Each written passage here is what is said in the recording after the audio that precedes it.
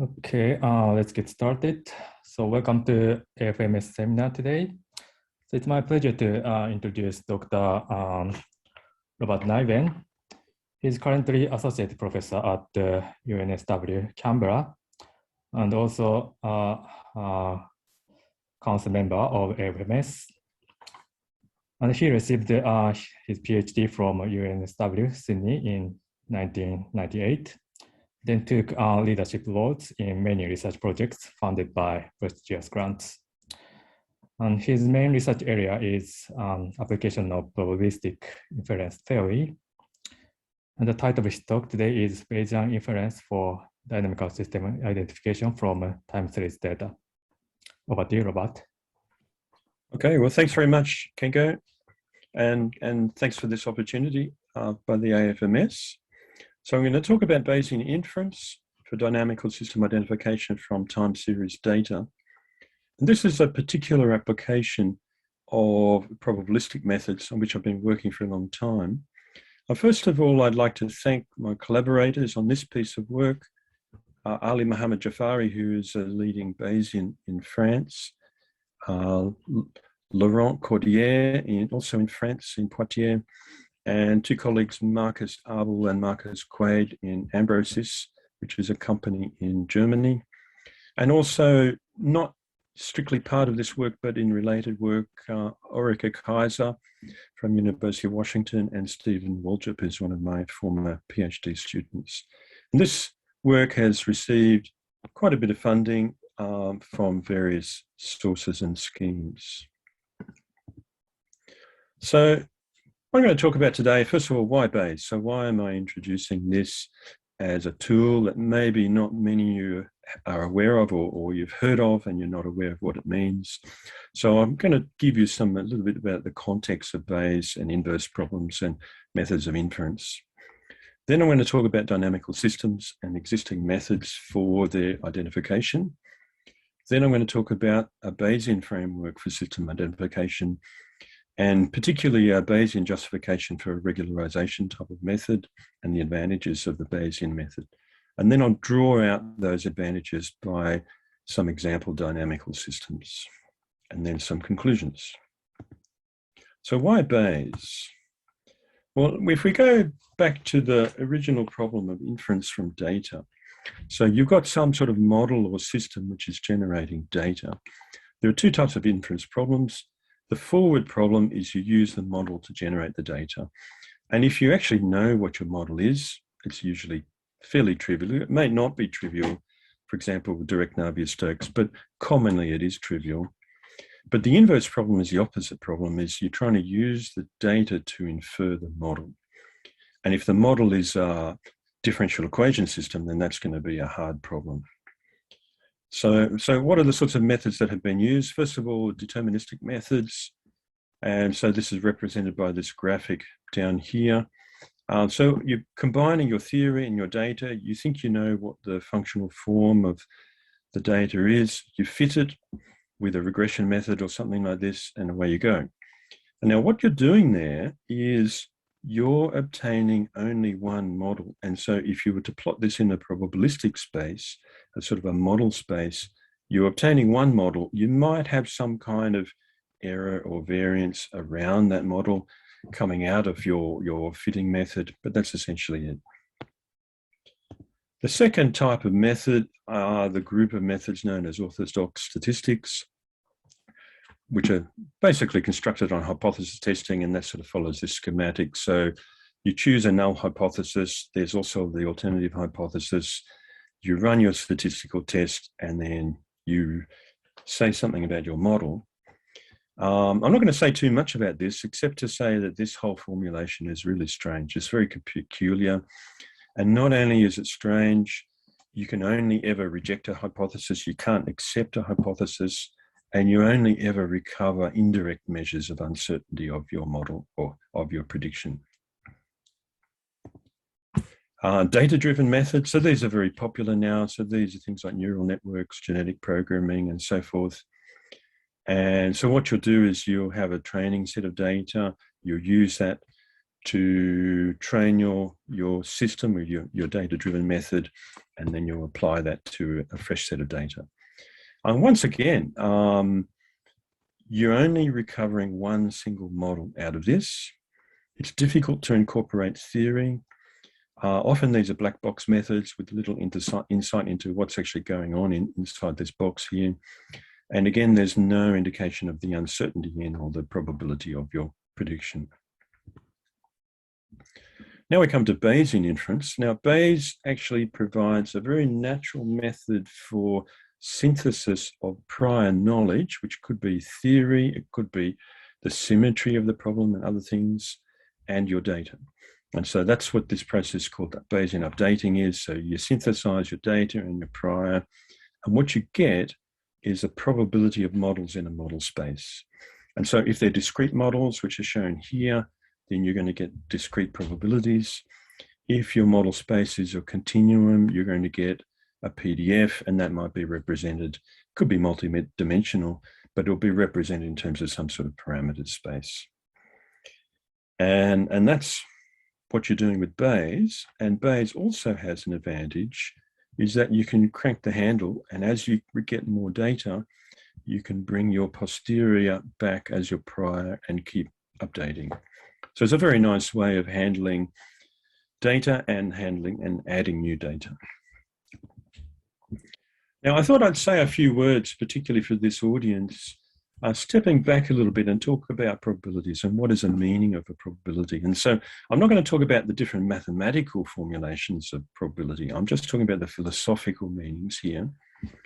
So the original, or the classic school, which was started, of course, by Cardano in the 1560s, is that you assign a probability based on the number of outcomes of interest over the total number of outcomes. And so if you're rolling a die, for example, there are 6 alternative outcomes, so you assign your probability as 1 on 6. Similarly for a coin, 1 on 2. Then jumping rapidly forward in history to what I'm going to call the frequentist school. So this is particularly dominant in the early 20th century. And so these are the sorts of names that you will have seen: Venn, Pearson, Neyman, Fisher, and so forth.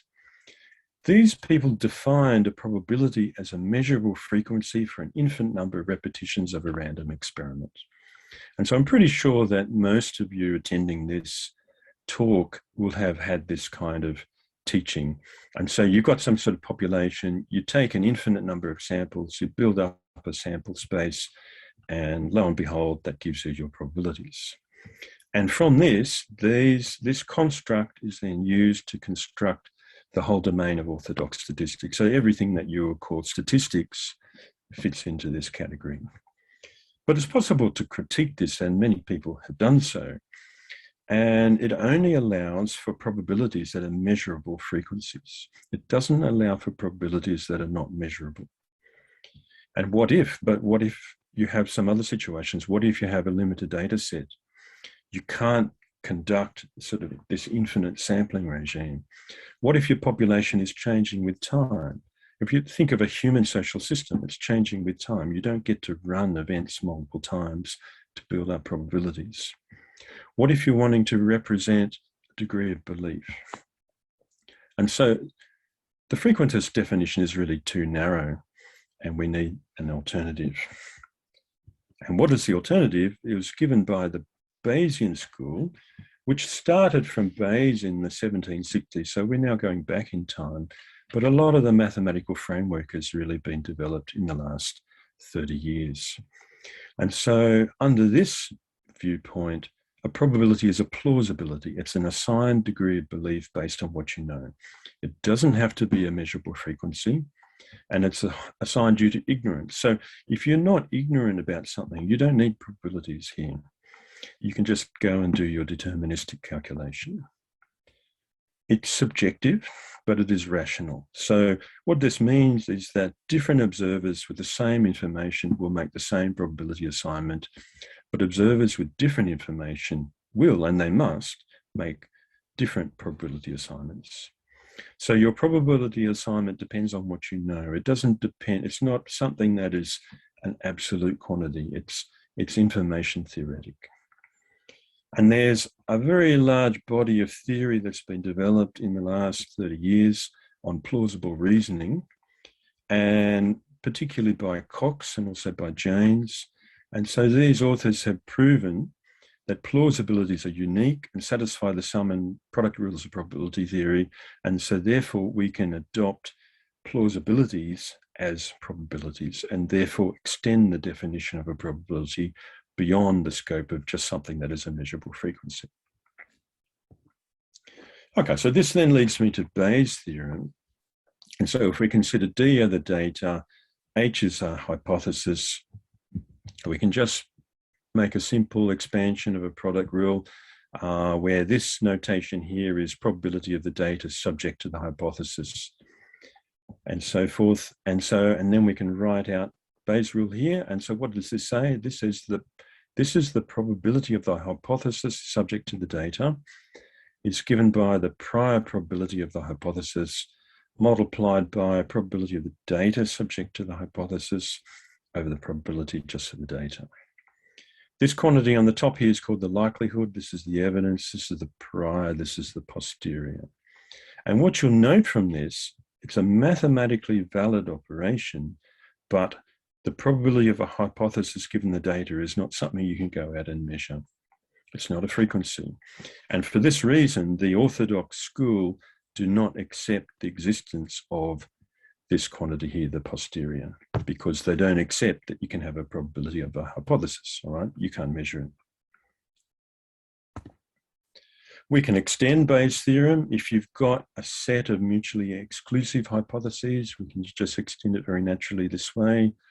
If we have a continuum of data and hypotheses, so for example, the hypothesis might be measured by some parameters, multidimensional parameters, theta, we can write it out in this way, and you get PDFs rather than probabilities.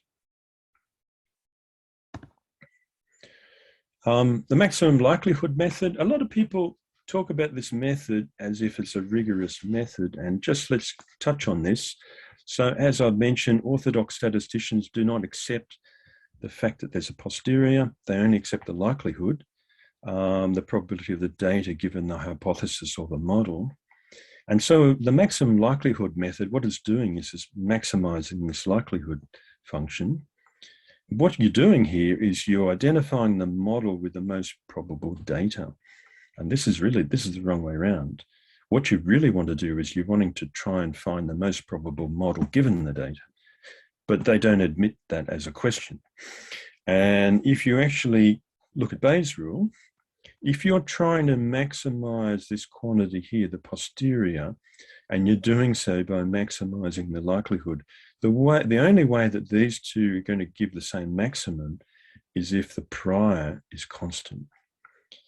And so they are making the statement that the maximum likelihood method is only going to be correct for a uniform or a constant prior, otherwise it's wrong. So don't be fooled by the language here. A maximum likelihood method has a very narrow range of application.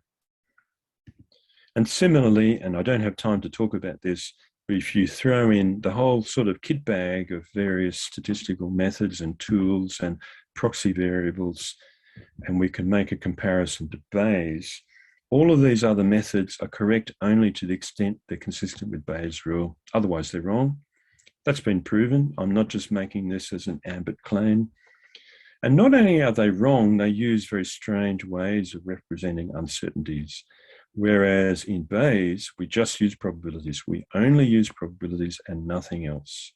No alpha values, no p values, none of these other things, no confidence intervals, none of those things. And so if this statement is correct, why don't we just use Bayes and forget about all these other methods? And that's what I'm going to talk about now. And Bayes is also very nice because there's a hierarchy of sort of levels of difficulty by which you can apply different Bayesian methods. And so the simplest is the Bayesian maximum a posteriori method, or the MAP method. All you're doing here is you're maximizing the posterior. So you're getting a single value estimate to represent your whole PDF or your probability distribution. But nonetheless, it gives you a single value estimate. It's very useful, and that's what I'm going to be mostly applying today. You can also use this for other things, so you can get into ranking of models and things just with this criterion. Secondly, we can resort to a bit of uncertainty quantification, so we can explore some of the statistical properties of the posterior that you've inferred, the most probable posterior. I'll also demonstrate that. Thirdly, you can get into functional prediction, so you can fit functions over the model space, which is achieved by a method called Gaussian processes. And finally, you can do exploratory work, which is the hardest piece of work to actually explore the distribution of the posterior in the model space. And so this is where people use things like MCMC or nested sampling. Okay, so let's now talk about dynamical systems. And so here we are. All fluid mechanicists will be familiar with this kind of thing. So here we have some sort of time derivative of a variable as a function of its state variables. And the function is some kind of, I'm going to call it a function or a model. And we have the inverse problem that we're trying to infer the function f from time series data, so which we can call model fitting or system identification. If we can simplify it a little bit. If we know the function class, then what we might merely be doing is just to try and find some parameters to fit that model. And so various people, including, I've cited a work here from Stephen Brunton from the University of Washington group, have conducted sparse regression. And so what they do is they set up a matrix of time series data. So you've got some sort of multi-dimensional variable X and set it up. The time series is going downwards here. The dimensions are going crossways in this, the way we've set this up. So there's your variables, capital X. You do the same with time derivatives. You apply an alphabet of C functions to the data to construct a matrix library, which I'm going to represent as theta. And so that can be things like power laws of these vectors here, of the columns of this matrix X. It could be sine, cosine, whatever else that you might want to apply, you can put into your matrix library. And so what you've done is you've discretized the dynamical system in this form. And so you're trying to, you've got your derivative data, you've got this alphabet of the variable data, and that's going to be multiplied by some matrix of coefficients psi. And what we want to do is we want to find psi. And so we need to invert this equation in order to do this. And there's a very nice graphic from Brunton's group to represent this. So for example, something like the Lorentz system, you've got your derivatives, you've got your alphabet here matrix, and you've got your psi matrix. And so what you're trying to do is pick out the values of psi that reproduce the time series. And when you've done that, then you can reconstruct the original dynamical system. So regularization, so we're trying to invert this equation. You can use a least squares regression, and that would be very simple if it were to work. And so here's the formulation of the regression method. We're just using squares of L2 norms here.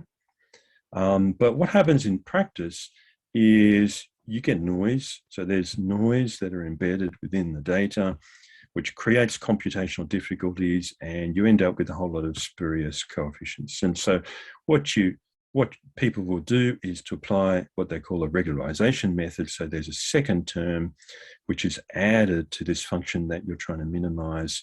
So you've got the residual and then the regularization term multiplied by some parameter lambda.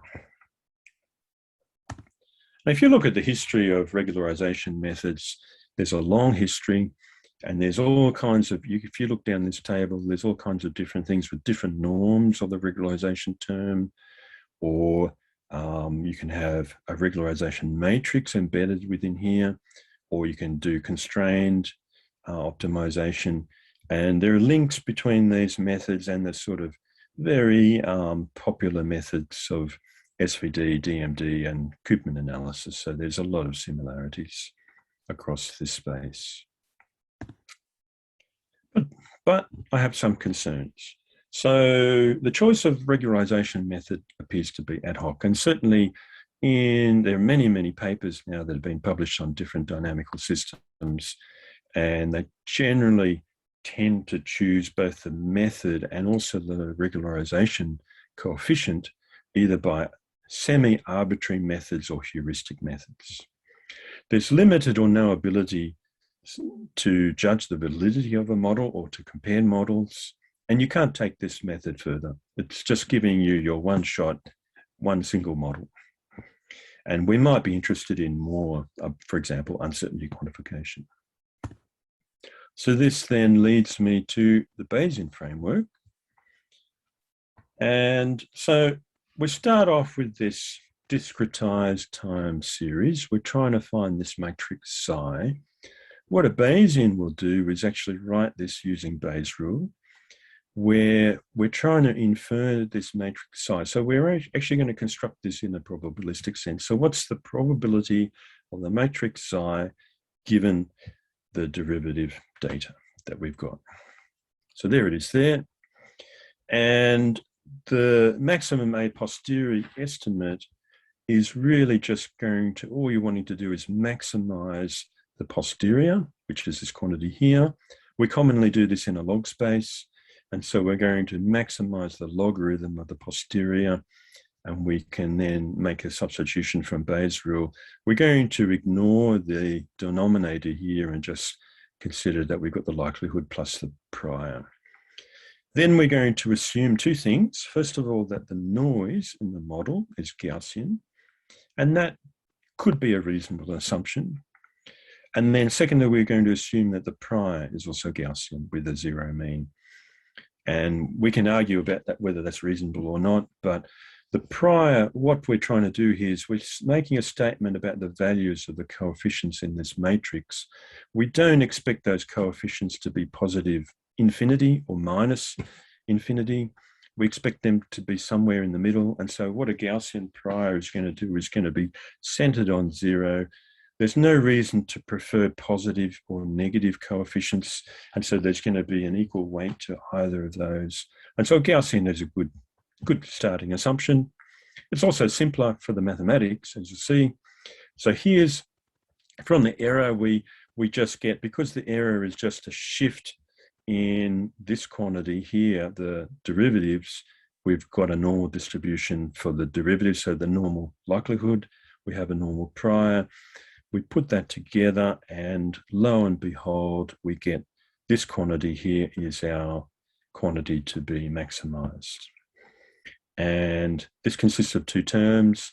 So we've got a likelihood term and the prior term.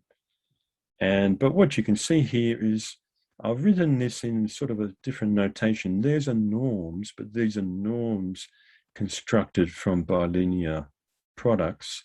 But nonetheless, they still are norms. And so this is looking very similar to the sort of regularization formula that we saw earlier.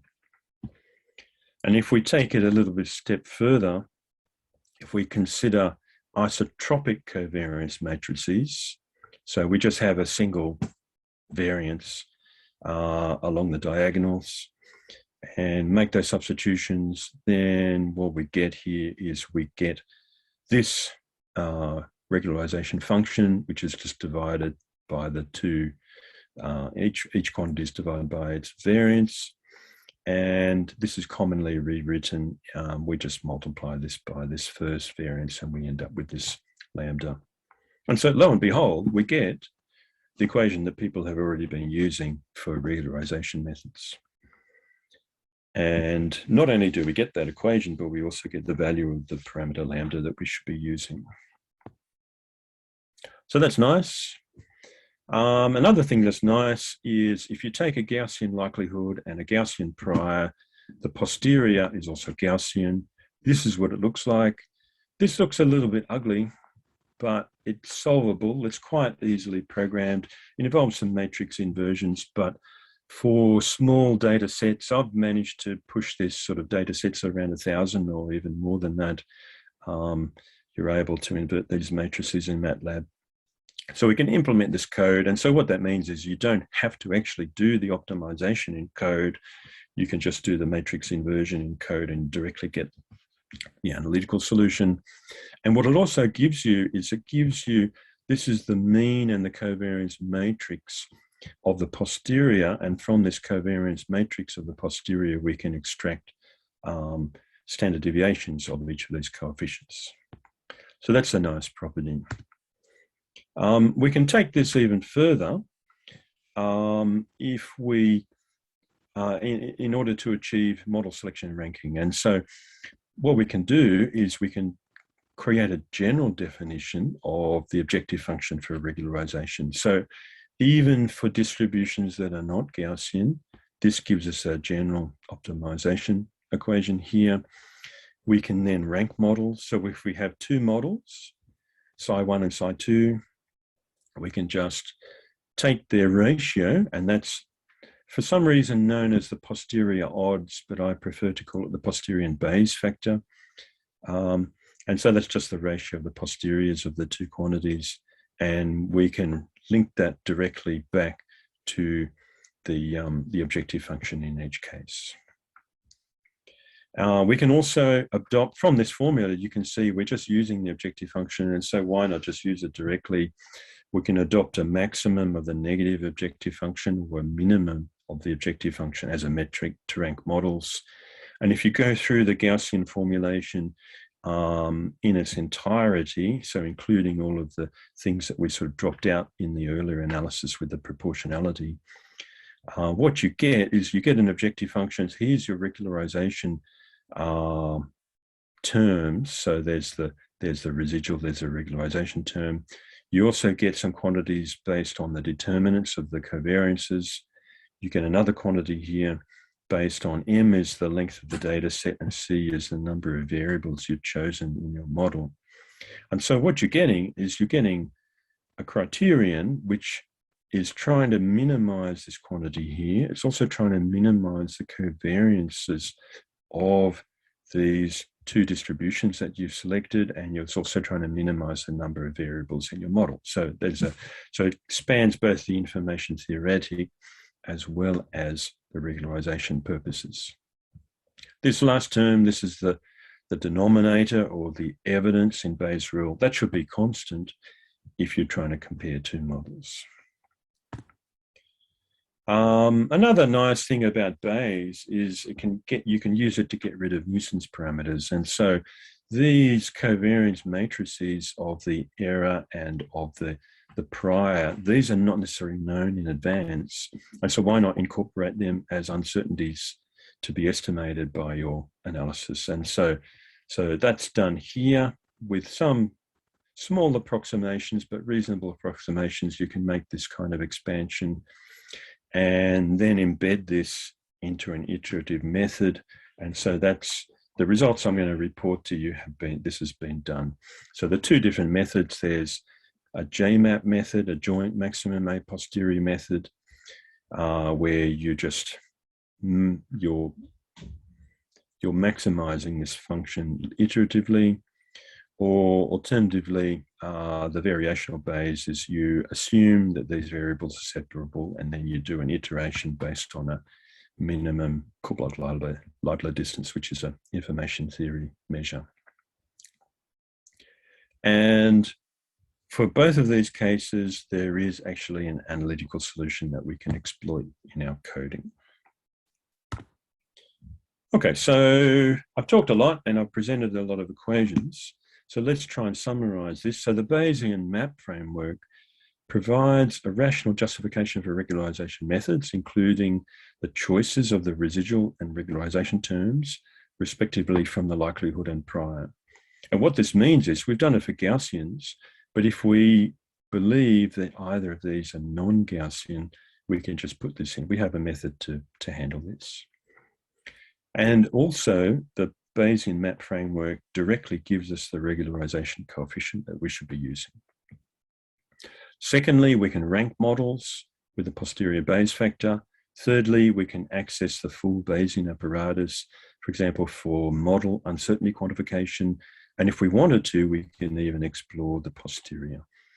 Fourthly, we can incorporate and estimate nuisance parameters. And finally, something I haven't really dwelled on is that this Bayesian inverse problem is well posed, and that's been proven mathematically. So we've got something that is actually solvable, and it will converge to the correct solution.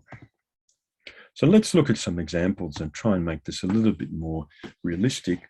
And so the first one, of course, is the Lorentz System.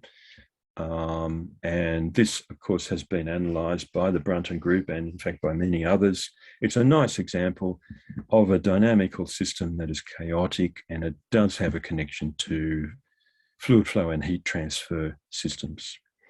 And so here's a representation. So what I've done here is I've added Gaussian noise to the data, just that's come out of that system. So there's the data, and here are the derivative data with the added noise.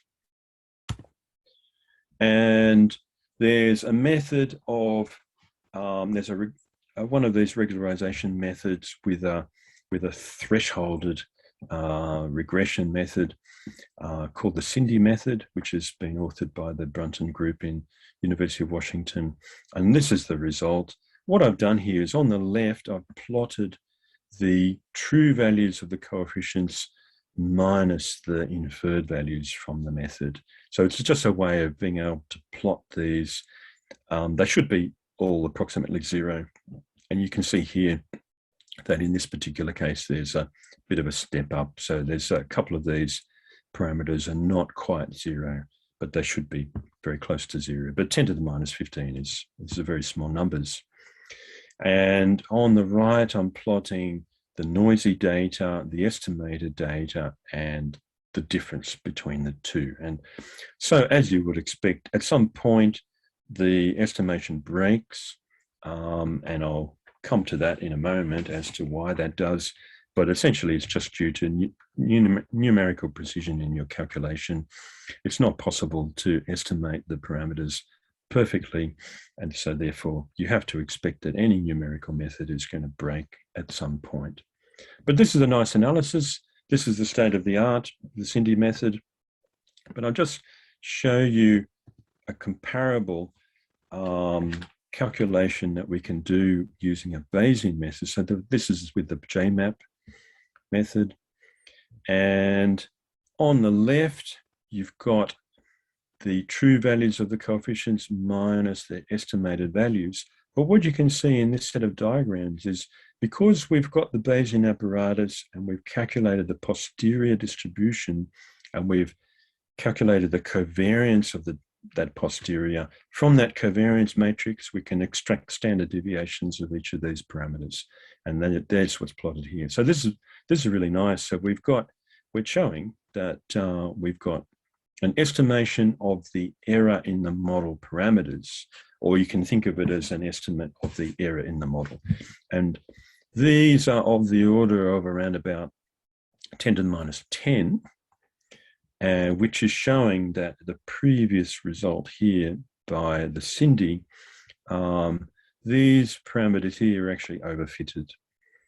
And it's not actually possible to estimate down to the 10 to the minus 14 or 15 level. So that's a nice result. We get a similar reproducibility of the time series up to a point where it will break, but we've got some uncertainties estimates in our parameter values. If we apply the VBA method, which was the second method I mentioned, we get a similar result, somewhat slightly different estimates of the errors in those coefficients, but it's a very similar result. And I really don't have time to talk a lot about optimization, and I talked about objective functions and model comparisons. But if we just do a simple plot of the residual, so in the red, these are the residuals. Remember, this is a three-dimensional system. These are the residuals calculated by the 2 norm. And in blue, we've got the residuals calculated by that Gaussian norm that I showed you, the bilinear product. In either case, you can see that and this is an optimization parameter. You can see that as we're sort of going down here, we reach a point at which the residuals, in this case, the two norms pretty much don't change. The Gaussian norms increase. That's telling us that this is the optimal location of our Bayesian inference, and these are the parameter values. Here is the parameter values that's where I've reported. And the Brunton distribution is actually, or the Cindy calculation is further down here, and so it shows that it's actually been overfitted. The Rosler system, so second example, this one is somewhat similar to the Lorentz attractor, but there's actually a coefficient in here that is a constant. There's this constant B here. So we have to construct this in a slightly different way. We have to allow for constant values. So here's the Rosler system. Here's with error that's been added. And if we apply the Cindy method, you can see here we've got this column of ones here because we have to allow for constants. So the Cindy method gives them predictions and the noisy data in the predicted time series, and the coordinate error is pretty small up until sort of some value. If we apply the JMAP, then you can see we've got errors in these coefficients, and lo and behold, there seems to be a greater error on the Z, so the parameter outside the Z in our matrix, and that's just of interest. This also shows that we do need these ones here. They're significant in our model. The VBA method gives a similar result with slightly different estimates of these standard deviations here. A third dynamical system, and this is slightly different. This is from hydrology. It is a fluids example, but it might not be something that's familiar to many of you. So in hydrology, you're trying to connect rainfall to runoff. So rainfall obviously leads to runoff, and so you're interested in trying to set up a transfer function to convert a rainfall event or rainfall occurrence through its falling on a catchment and contributing to runoff in a stream.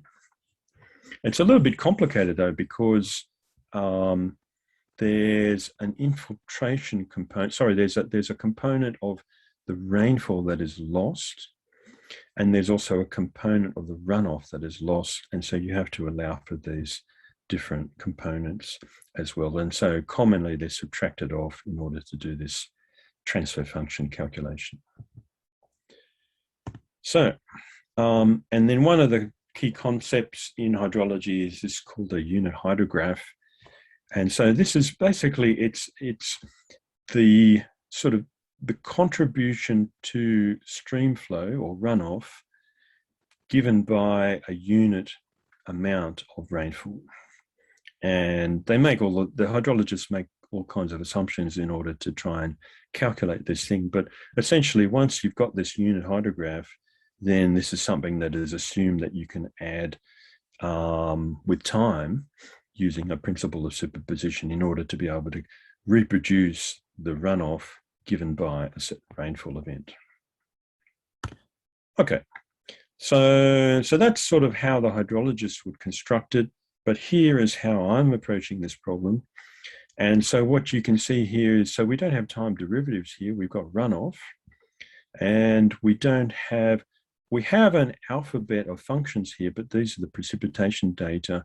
But because the precipitation data, you can have time delays between a rainfall event contributing to a stream flow, you have this sort of stepped function here with off diagonal terms.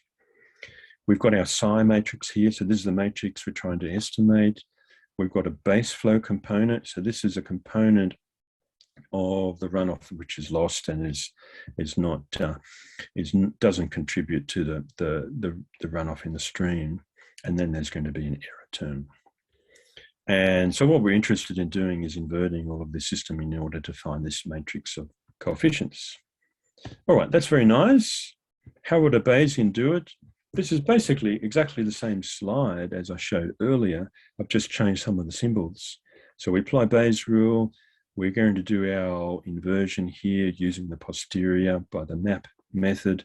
We're going to assume Gaussian noise and Gaussian prior, and then here's our regularization method with these Gaussian norms entering here.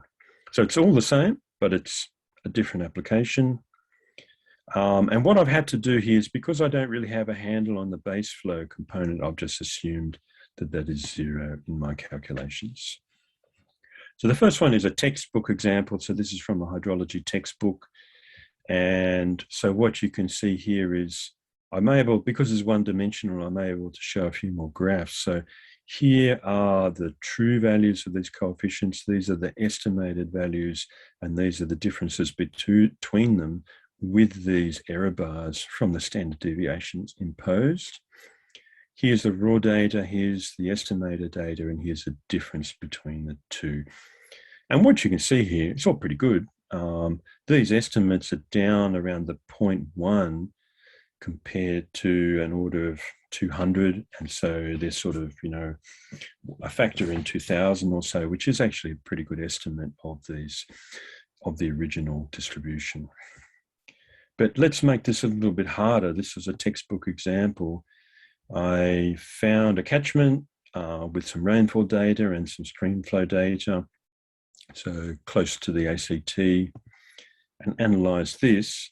And as you would expect for a lot of real rainfall data, you get this kind of jagged distributions. Rainfall is always drawn upside down here. So this is an upside down bar graph of rainfall. Here's the streamflow data. There is a response of the streamflow to the rainfall, as you can see, but it's tricky. And I don't know what the true values of the coefficients are. So all I've had to do is I've just subtracted off the model, the inferred values minus themselves, so I can plot these error bars. But what you can see here is the estimated data are fairly similar to the raw data. The model errors are sort of looking around about 10%, which in hydrology is probably considered fairly reasonable. So just with some patchy data, realistic data from rainfall and runoff, I'm able to apply the same framework in order to be able to estimate these model coefficients.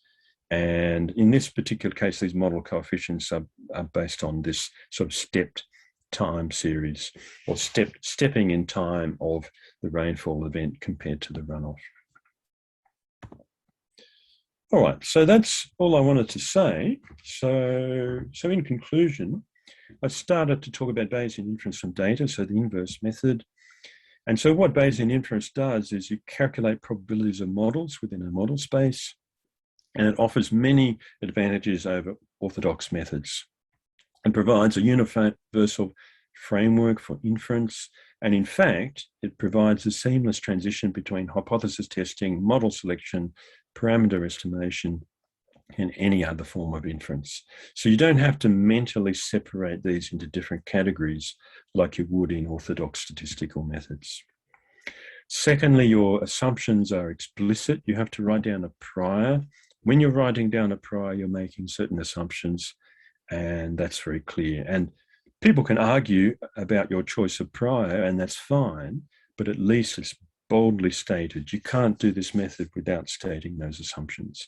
Whereas in a lot of other statistical methods, the assumptions are hidden and you might not even be aware of them. Thirdly, the Bayesian framework gives you access to a hierarchy of different Bayesian tools. So not just single point estimation, but you've got the whole sort of PDF space to explore if you wish to do so. Secondly, I showed that the Bayesian MAP gives a rational justification for regularization with the residual and the regularization terms coming directly from the likelihood and the prior. And secondly, it directly gives this regularization parameter lambda if you're doing it in that way. Thirdly, the Bayesian method gives a general definition, just as the negative logarithm of the posterior is your objective function to be minimized. And so you can apply this to other situations where you don't necessarily have to have Gaussians. You've got access, as I mentioned, to the full Bayesian apparatus. So you can do model selection and ranking. You can do uncertainty quantification, which I was able to show. We can incorporate and estimate nuisance parameters. And if we wanted to, we can even explore this distribution of the PDF, the posterior. And this has been demonstrated by application to several dynamical systems. So thank you very much. And I'm interested to hear if you've got any questions. Yeah, thank you, Robert, for a very interesting talk. We have time to ask some questions. So if you have some, please unmute yourself. Or just put your comment to chat.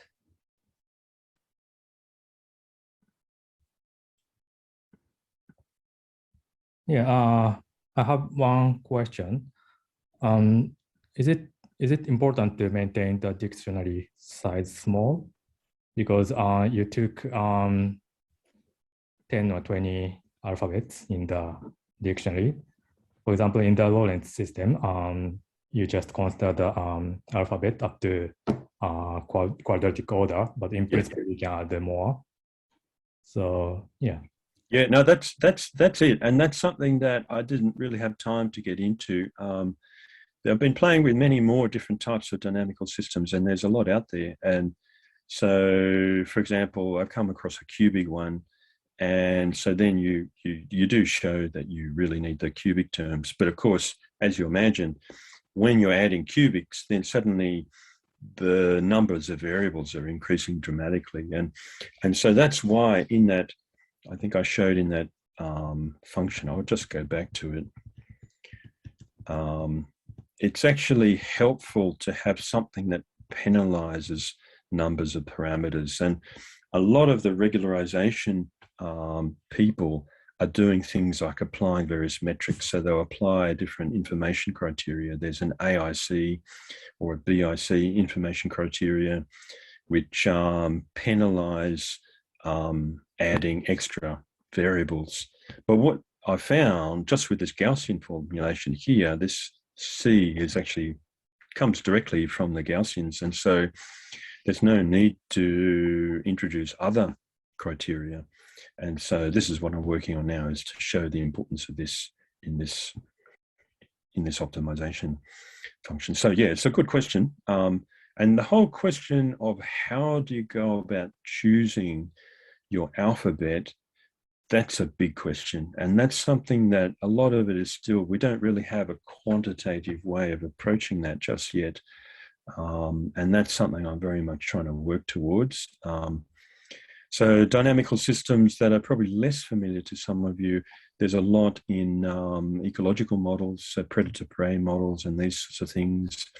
And a lot of those have a logistic function, which is a 1 on something minus 1. And you always have to, I keep asking myself, why would you choose 1 on something minus 1 as your variable? But if you had some kind of insight into the sort of phenomena that are going on there, you might very well choose that if you know you're dealing with an ecological model. But it's not something that's intuitive, whereas power laws, power law expansions, that kind of thing is probably intuitive. I mentioned earlier, you can choose things like sines and cosines and so forth. And again, that's something I'm trying to get into and trying to look at this from a Fourier space perspective as well. And that's also very interesting. I see. Yeah, interesting. Yeah, the reason why I asked is that, of course, the fluid dynamics problem is a very high dimensional problem. And you might also know that there's a big movement in fluid dynamics for the data science. So yes. how much can we increase the dimension in practice? Yes, that's true. So that's exactly right. And I mean, a lot of this is really the whole business of order reduction of models and these kinds of things. It has similar objectives. And so here, I do have some applications in mind in the fluids examples, and I'm working towards that as a goal. And one of the big questions is to what extent is a model discoverable? So you might write down a really complicated model, but there's no way that you'll ever be able to identify that from the data just because it's really complicated. And so to what extent should you follow that model, or is it reasonable just to apply a power law approximation to that model? And is that going to achieve the same objective? So yeah, no, these are big questions. These are really big questions, and it's very interesting to be working in this because it's very exciting. So I see. Yeah, as you said, we no more need Isaac Newton, I guess, to discuss.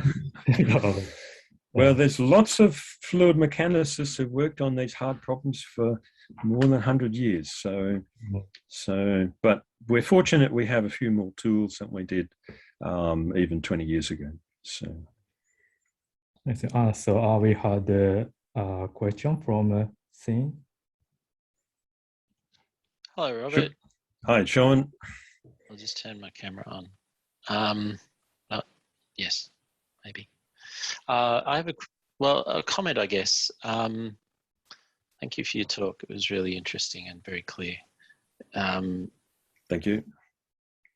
My other comment is this sort of methodology would seem to be very useful in non-equilibrium type problems. Like in my area of hypersonics, there's a lot of problems where we actually impose unphysical restrictions on flow. So example, in nozzle flows, we'll use a concept of, a vibrational temperature.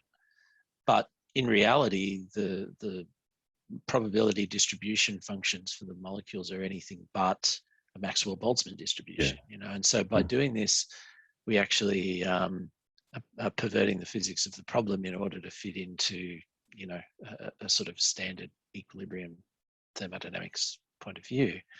And I'm wondering whether that in other areas, because I don't see much of it being used, in my area of research, which is a bit strange, but is that in other areas of non-equilibrium thermodynamics, is that a common method for trying to extract probability distribution functions? Yeah, I mean, okay, yes.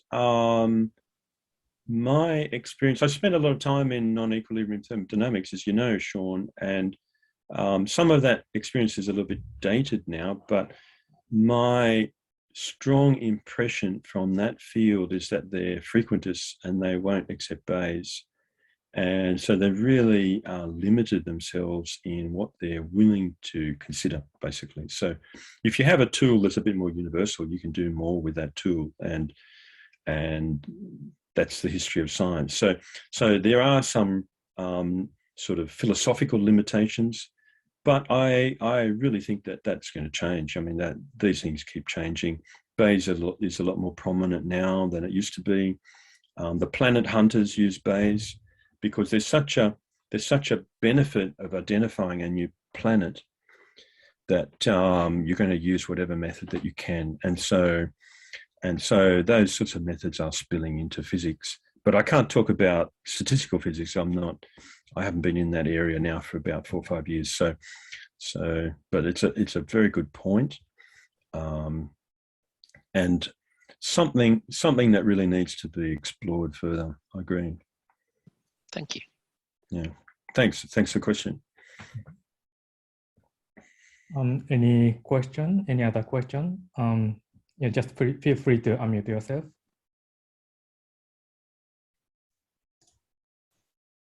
Hi, I have a quick question. Thanks for the talk, first of all. I think you mentioned this early in the talk that there were some similarities between like this and the Koopman analysis and then some other ones. Yes. Could you just talk about that just a little bit more, or maybe just go back to the slide? Yeah, I'll do that. Very interested to see that. Yeah. Oh, it was down here, wasn't it? I went slide past. 22. There we are. Here we are. Yes, this is it. So, yeah. I know a little bit about SVD. I haven't really played with DMD. I know a little bit about Koopman as well, though. So a lot of these things, you can do these, like with SVD, you can do this kind of decomposition. It was basically matrix decompositions in order to get simplified or analytic expressions, if you like. These things, SVD works really nicely with Gaussians, and so you can get some really nice so the sorts of analyses that I presented, you can put into an SVD and get some very nice things. But these areas, all of these three areas are extremely popular at present, and that's why I mentioned them, particularly, maybe not so much in Australia, but certainly overseas. The Koopman analysis is a way of taking an observable and setting up, so that's what this is an evolution equation. So you have an observable and setting up with a Koopman operator, setting up an evolution equation in time. And so in a way, it's really just a way of recovering a dynamical system in a very different way. But it's rather strange because you're conducting operations in an infinite dimensional space in order to do that. So I can't speak with authority about how they do that because I haven't done that myself, but I'm certainly aware that that's the case. And there's a dual to the Koopman, which is the Perron-Frobenius operator, if anybody's seen that, where you do the same thing but with a probability operator. And so you're able to set up a probabilistic dynamical system, which is kind of dual to the system that you're looking at. And again, there've been a lot of people working in that space as well. So probably I haven't really quite answered your question, but I mentioned this because these are methods that are very popular, and generally when you're reading the literature on these regularization methods, the authors will be dipping into or using one or two or three of these methods as well. So that's a big thing in the literature. No, I think you've answered my question. So thank you. Yeah, sparse regression looks very much like DMD. Yeah, but one difference would be there's a probability, I guess. Yeah, interesting. I guess Metha has a question. Hi, Robert. It was a very interesting topic and nice presentation. Thank you for that. Thank you. I have a quick question, maybe it's a stupid question. Anyway, so in your analysis of Lorentz system and Rosler system, you said you added a noise. So can you explain why you added? Yeah. I believe you did not add a noise in the very last example of rainfall and runoff. No, I didn't. No, well, that was hard enough without making it harder. So here, okay, I mean, and this is a good point. So I've added Gaussian noise, and then I've assumed a prior of Gaussian noise. So I've it works partly because of that. And there's a question then of, well, is the noise going to be Gaussian? But in a lot of systems, noise is Gaussian, but some systems it's not. And so one of the things that I have tried to look at and will try and look at is different types of noise. So like RMF noise, which is only positive, or something like this that is going to really try and confound this. But it's just a way of analyzing a system to the point almost where it breaks, so that you add so much noise that you're almost not able to recover the dynamical system, and that's a bit of a game. But in this case, you can see the noise is quite appreciable in these two graphs here, and yet we are able to recover the original dynamical system quite nicely. So sorry, was there more to your question? So why have we done it? Because it just makes it harder. Because I can easily actually, if I don't add noise, I can easily recover the dynamical system without any problem. And I didn't show that as an example, but that's quite an easy thing to do. But with added noise, it gets harder. You simply make the question harder, and then solve the harder question to show how valid your method. Yes, exactly. For the hydrology example, you're correct. I didn't add noise, so it's natural data anyway. So I didn't feel there was a need. But what I suppose you're right. What I could do is the textbook example. I could add noise and again push that and see what that does. So that's a good point, actually. Thank you. Okay. So any other question?